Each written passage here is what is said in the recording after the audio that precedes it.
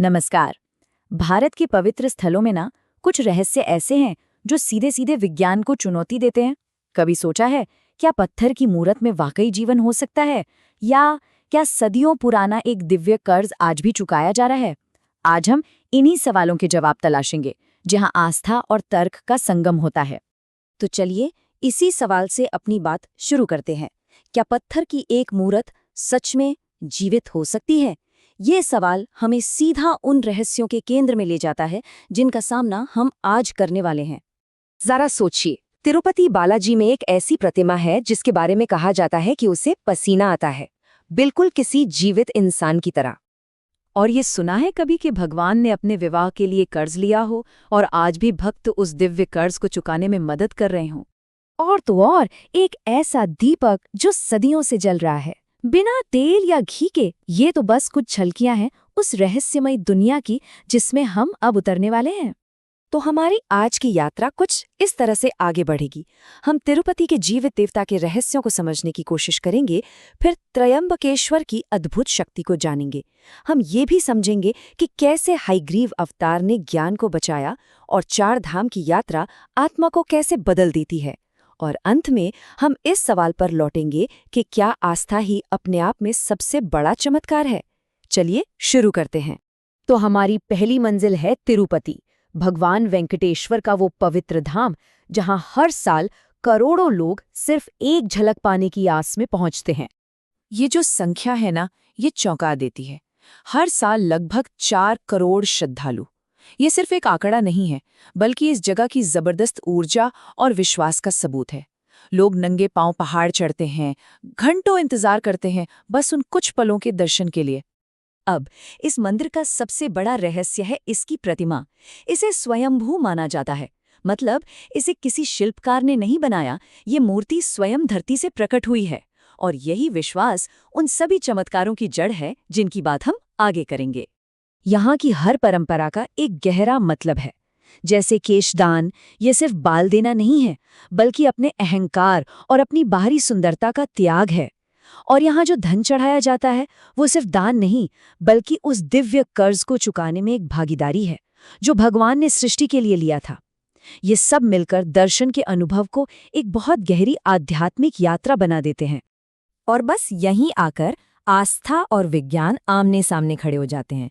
एक तरफ भक्तों का अनुभव है जो कहते हैं कि मूर्ति तो जीवित है, उसके बाल असली हैं, उसे पसीना आता है और अंदर से सागर की लहरों जैसी ध्वनि सुनाई देती है।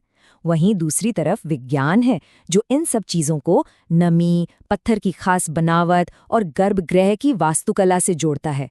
पर सच क्या है? शायद इसका जवाब तर्क की किताबों में नहीं, बल्कि उन करोड़ों लोगों के अटूट अनुभव में छिपा है। चलिए अब चलते हैं महाराष्ट्र के नासिक, जहां मौजूद है त्र्यंबकेश्वर ज्योतिर्लिंग। ये 12 ज्योतिर्लिंगों में सबसे अलग और बेहद रहस्यमयी है, क्योंकि यहाँ शिव अकेले नहीं हैं। इसकी सबसे खास बात यह है कि यहाँ शिवलिंग जमीन के ऊपर नहीं, बल्कि जमीन के अंदर एक छोटे से कुंड में है। और अगर गौर से देखें तो इसमें 3 सूक्ष्म आकृतियां नजर आती हैं, जो त्रिदेव ब्रह्मा, विष्णु और महेश का प्रतीक है। इसीलिए इसे त्रिमुखी ज्योतिर्लिंग कहते हैं, जो सृष्टि की रचना, पालन और संहार की शक्तियों का एक संगम है। यहाँ के रहस्य और भी गहरे हैं। ये ज्योतिर्लिंग हमेशा जल में डूबा रहता है, जो सीधे गोदावरी नदी के उद्गम से आता है। इसकी कहानी ऋषि गौतम की गहरी तपस्या से जुड़ी है, जिन्होंने गौ हत्या के झूठे आरोप से मुक्ति पाने के लिए महादेव को यहाँ प्रकट होने के लिए विवश कर दिया था। ये जगह शुद्धि और तपस्या की शक्ति का प्रतीक है। चलिए अब एक ऐसी कथा की ओर बढ़ते हैं जो त्याग और ज्ञान की रक्षा की मिसाल है। ये कहानी है भगवान विष्णु के हयग्रीव अवतार की। एक ऐसा रूप जो धर्म को बचाने के लिए एक दिव्य दुर्घटना से पैदा हुआ। ये कहानी एक गहरे विरोधाभास को सामने लाती है। सोचिए कैसे ब्रह्मांड के पालनहार, जो सृष्टि की रक्षा करते हैं, उन्हें ही ज्ञान को बचाने के लिए अपने सिर का त्याग करना पड़ा। ये घटना बताती है कि कभी-कभी ईश्वर की योजना में त्याग ही सबसे बड़ी सुरक्षा बन जाता है।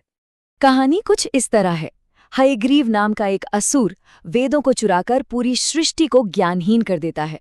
उसी समय भगवान विष्णु गहरी योग निद्रा में थे।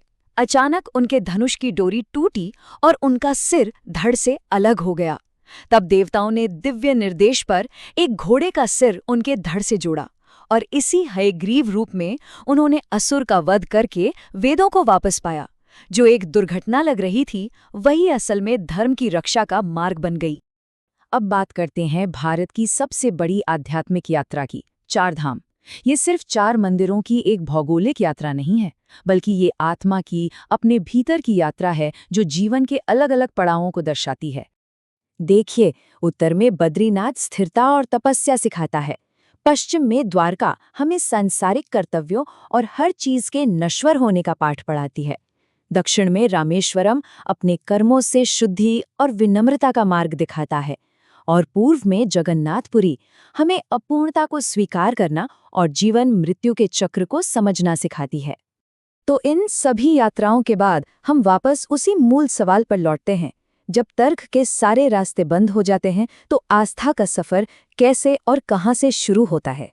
इस स्लाइड पर एक तरफ विज्ञान के सवाल हैं, मूर्ति को पसीना कैसे आ सकता है या उस दिव्य कर्ज का क्या तर्क है, और दूसरी तरफ आस्था के जवाब है कि ये दिव्य उपस्थिति का प्रमाण है, ये एक वचन में भागीदारी का प्रतीक है। ये 2 अलग अलग दुनिया नहीं है, बल्कि ये एक ही सच को देखने के 2 अलग अलग नजरिए हैं। आखिर में तिरुपति से लेकर त्र्यंबकेश्वर और 4 धाम तक ये स्थान केवल पत्थर और ईंट से बनी इमारतें नहीं हैं। ये तो जीवित ऊर्जा के केंद्र हैं, जहां करोड़ों लोगों का सामूहिक विश्वास हकीकत को एक नया आकार देता है। शायद इन सभी रहस्यों का जो अंतिम उत्तर है वो इसी एक वाक्य में छिपा है। ये हमें याद दिलाते हैं कि तर्क जहां पर खत्म होता है ना, आस्था की यात्रा असल में वहीं से शुरू होती है, क्योंकि जहां श्रद्धा है वहीं चमत्कार है।